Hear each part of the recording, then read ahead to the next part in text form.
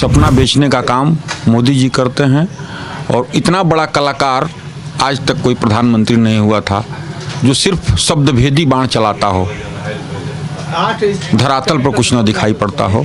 हाँ, एक काम इन्होंने बहुत खूबसूरती के साथ किया है, जनता के खून को सिरिंज से चूसने का काम।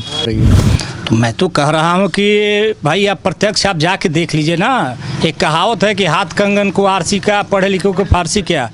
आप जाके देख लीजिए, कहीं इनका विकास नहीं है। विकास कागजों में किए हैं और भाषण में विकास कर रहे हैं, विकास धरातल पे कहीं नहीं है। योगी जी का शासन सर्वोपरि है। उत्तर प्रदेश के जो पूरे उत्तर प्रदेश के परिप्रेक्ष्य में कहा जाए, योगी जी के शासन को कोई जवाब नहीं है और वो पुनः आने जा रहे हैं और इस बार 300 पार।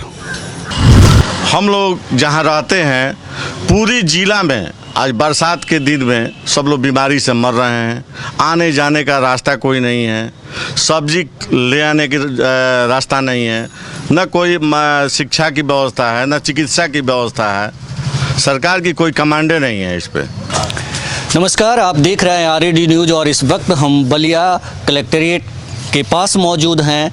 यहाँ पास में स्टेडियम है और यहाँ स्टेडियम में सुबह सुबह बलिया के मानिंदे लोग जो हैं मॉर्निंग वॉक के लिए आते हैं और यहाँ पे वॉक के साथ राजनीतिक चर्चाएं भी होती है, इधर उधर की बातें होती है और हम यहाँ करेंगे जन की बात। बलिया के लोग क्या सोच रहे हैं आने वाले विधानसभा चुनाव को लेकर, यही जानने के लिए हम यहाँ आए हैं। यहाँ पे बहुत सारे लोग बैठे हुए हैं। शुरू करते हैं। ये बताइए क्या नाम है आपका? मेरा नाम ज्ञानेंद्र राय गुड्डू। जी जी। मैं 16 से 21 अभी दुबह ब्लॉक का ब्लॉक प्रमुख था। गुड्डू जी, ये बताइए कि आने वाले विधानसभा चुनाव को लेकर के क्या सोच रहे हैं?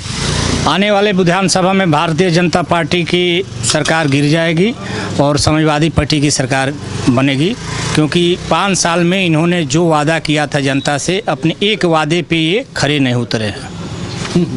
न विकास किए हैं, न रोजगार दिए हैं और न जनता की सुरक्षा किए हैं।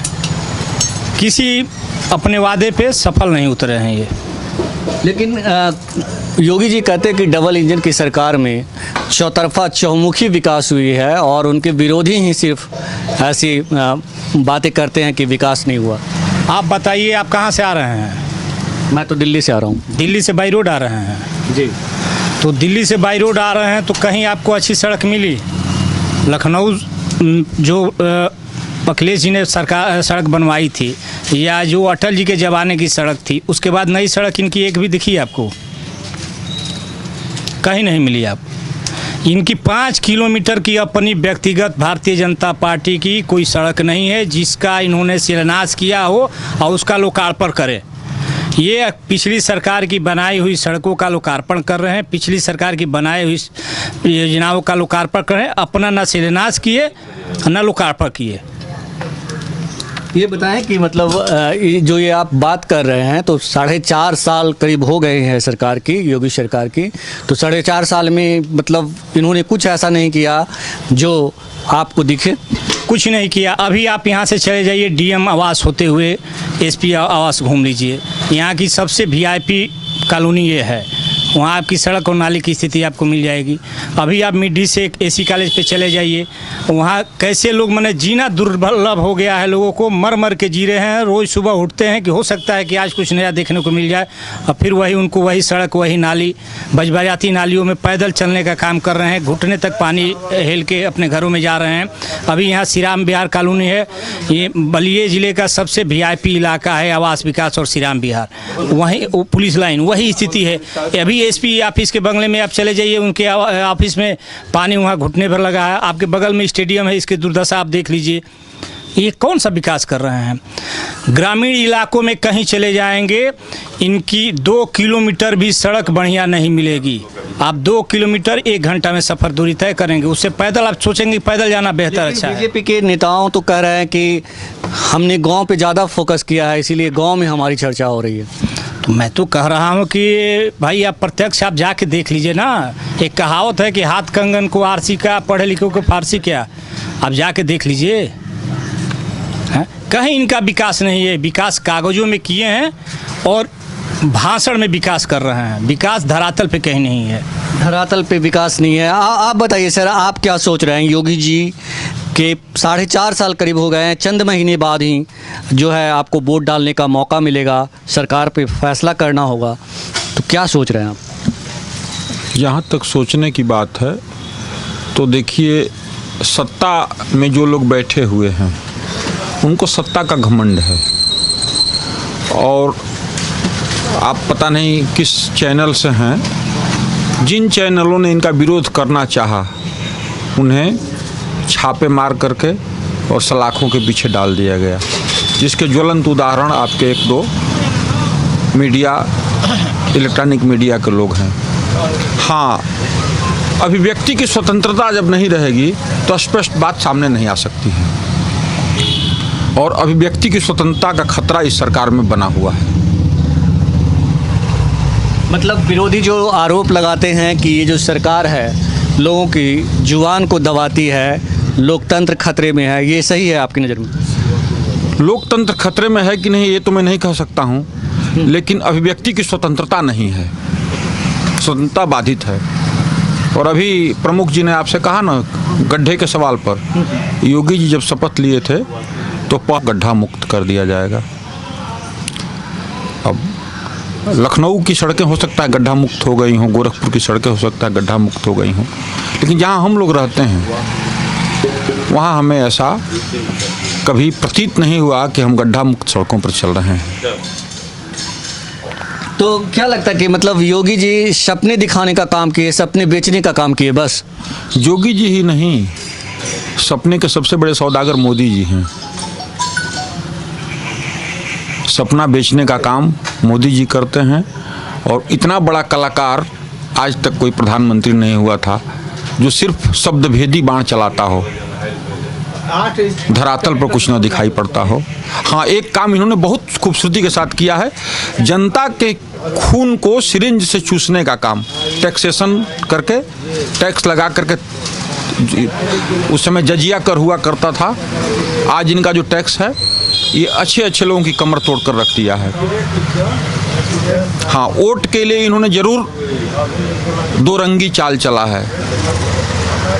इस देश की 70 से 80% जनता शेड्यूल कास्ट और बैकवर्ड है, और उनके वोट पर कब्जा करने के लिए मुफ्त राशन की व्यवस्था वोट से पहले जो इन्होंने कराया है, इसमें ये सब वोट की राजनीति में सफल है। आज तक कोई सरकार धर्म की राजनीति, धर्म का ठेका सरकार का नहीं हुआ करता है, धर्म गुरुओं का होता है, लेकिन इसका ठेका भी इन्हीं लोगों ने ले रखा है कि धर्म के नाम पर जनता को ठग करके और सत्ता में काबिज होने का काम जो ये लोग कर रहे हैं।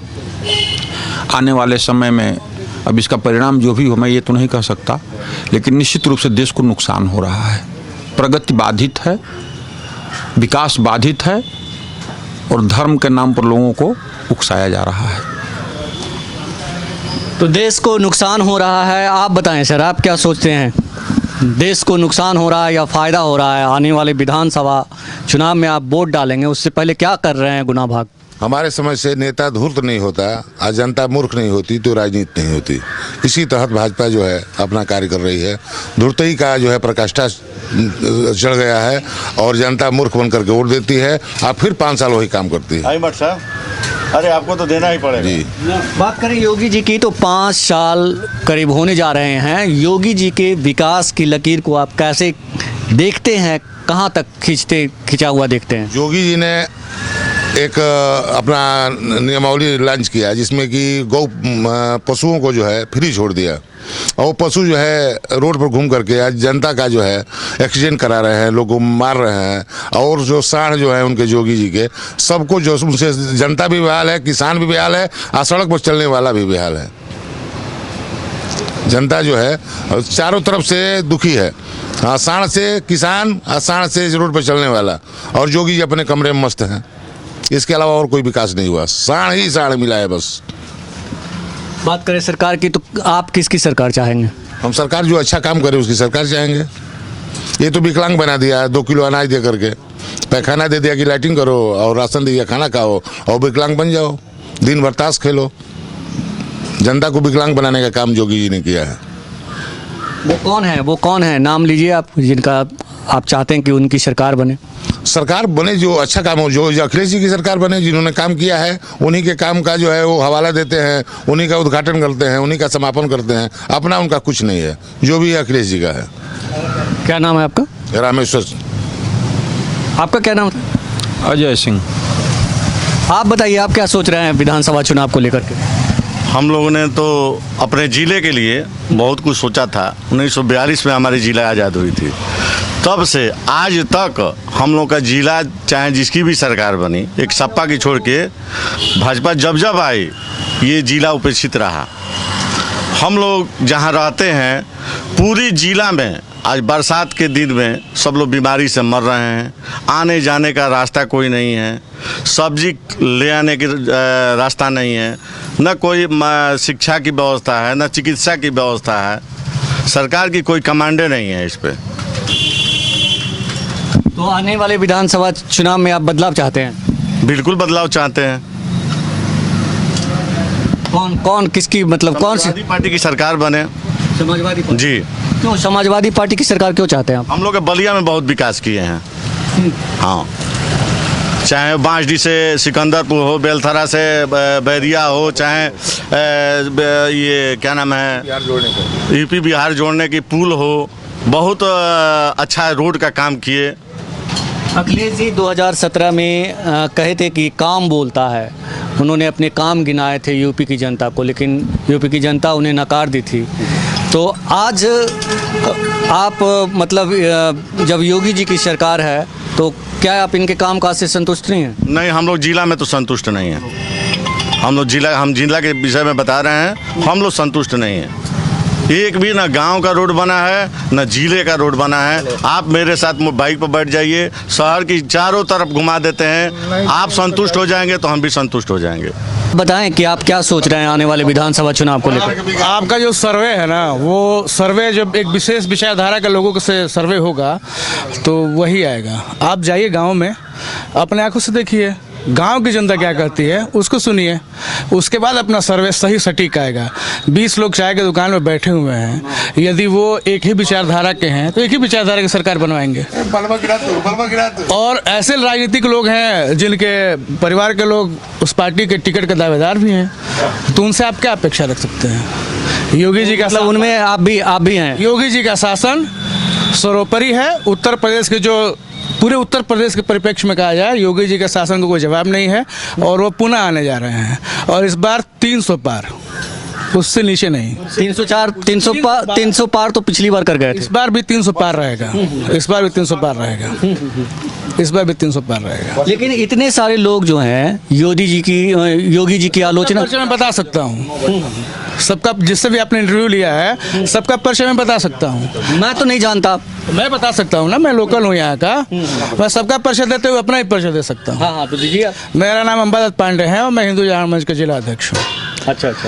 तो यदि हम बात करते हैं तुष्टीकरण की, धार्मिक तुष्टीकरण की, तो आप बता दीजिए ईमानदारी से कि क्या अन्य लोग मुस्लिम तुष्टीकरण नहीं करते हैं? करते हैं कि नहीं करते हैं? हाँ ना, मैं जवाब दे दीजिए आपकी। यदि बात होती है संवैधानिक रूप से, तो संविधान साफ साफ कहता है कि धार्मिक स्वतंत्रता है, तो किसी एक पंथ का तुष्टीकरण नहीं होना चाहिए। यदि आप तुष्टीकरण करेंगे तो सामने वाला भी करेगा। आपने एक श्लोक सुना होगा, सठे साठे समाचरेत, जो जिस भाषा में समझता है उस भाषा में समझाना पड़ेगा। हम उदारता करते रहें और लोग कट्टरता करते रहे, कैसे चलेगा? ये बताएं कि आप जो योगी जी थे 2017 में ये कह के सत्ता में आए कि यूपी को अपराध मुक्त करेंगे, तो आपको दिख नहीं रहा है अपराध मुक्त हो रहा है कि नहीं हो रहा है? आपको नहीं दिख रहा है? आप ही की मीडिया रोज दिखाती है कि यहाँ पे काउंटर, वहाँ पे काउंटर, ये मारा गया, वो मारा गया। वो कौन होते हैं? शरीफ लोग होते हैं? नहीं। लेकिन मीडिया में ये दिखाया जा रहा है कि चीरहरण हो जा रहा है। चीरहरण भाई साहब किसी का आप करना जाएंगे, कोई भी आपराधिक तत्व का आदमी होगा, वो चीरहरण कर रहा है और उसके ऊपर कार्रवाई नहीं हो रही है, ये गलत है। यदि मैंने आपकी हत्या कर दी, हत्या करने का प्रयास किया, तो मैं तो कभी कोई कहीं भी गोली चला सकता है, कहीं भी हत्या का प्रयास कर सकता है, लेकिन उसके ऊपर त्वरित कार्रवाई ना हो, वो गलत है। ये बताइए त्वरित कार्रवाई कहाँ नहीं हो रहा है? भाजपा के लोग बच रहे हैं, भाजपा के लोग गलत कर रहे थे, बच रहे हैं। कुलदीप सिंह को देखें आप, सिंगर को, बचे हैं वो?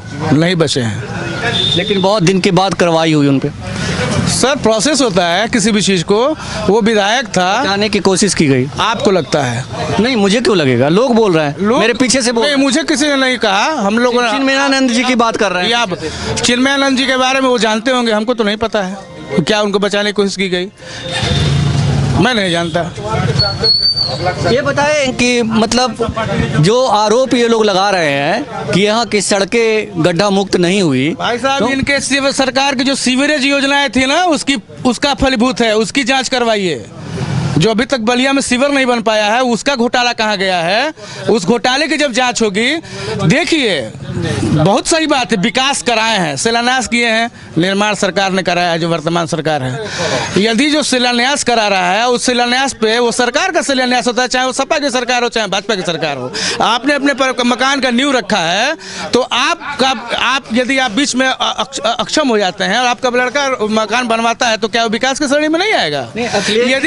यदि पुल की बात हो रही है, तो पुल का काम भाजपा सरकार ने रोका होता, उस पर धन का आवंटन रोका होता तो दोषी होती।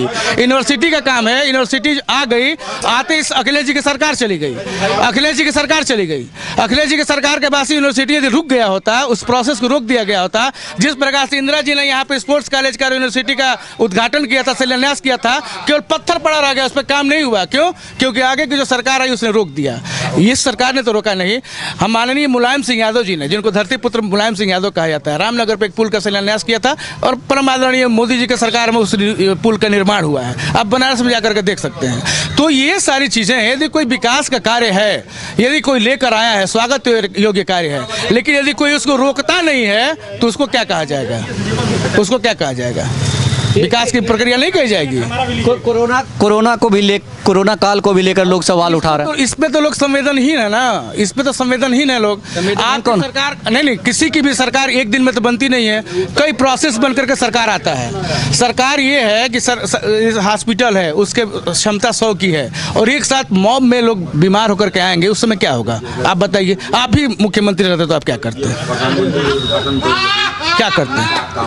एक मिनट हमारा भी लीजिएगा। ये बताएं कि मतलब आने वाले विधानसभा चुनाव के बाद जो आप कह रहे हैं कि योगी जी की सरकार बनेगी, एकदम तय है?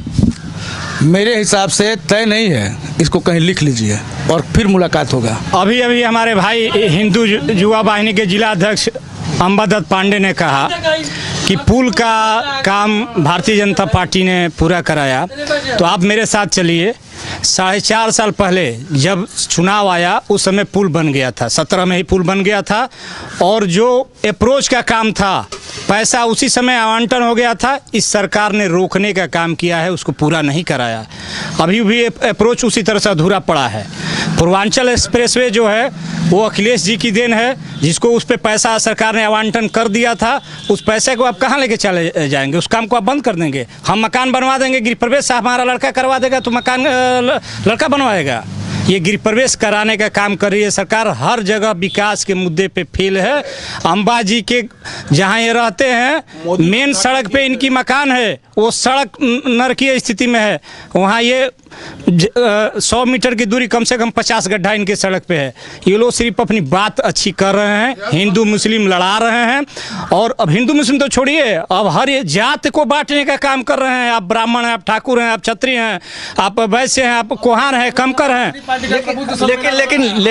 लेकिन ये भी आरोप लगा रहे हैं, एक मिनट, लेकिन आरोप ये भी लगा रहे हैं आप पे कि आप जो हैं समाजवादी पार्टी से हैं, और जो मतलब कोई टिकटार्थी हैं, उनके परिवार वाले हैं, तो ये आरोप लग रहा है आप पे। ना ये गलत लग रहा है ना। अभी देखिए, एक मिनट अम्बा जी, मेरी बात आप सुनिए।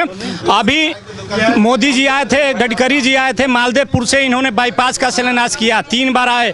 उन्होंने कहा कि मैं वो तस्तरी लेके आया हूँ जिसमें से जो आप मांगिए हम दे देंगे, ठीक है। आज तक उस पर एक ईंट नहीं रखा। एक भी इन्होंने काम कह के करने का काम नहीं किया। अभी आप चलिए माझी से लेके बैरिया तक की सड़क बन रही है और यहाँ के जनप्रतिनिधि के ही लोगों के घर के लोग ठेकेदार हैं। वो सड़क 1 महीना बने नहीं हुई, वो सड़क उजड़ गई है एकदम। ना हो तो इनको भी ले लीजिए, मैं भी चल रहा हूँ, सड़क चल के देख लीजिए। हाँ, ये सिर्फ लूट मचाए हुए हैं। लूटने का काम भारतीय जनता पार्टी की सरकार कर रही है, विकास का काम कहीं नहीं कर रही है।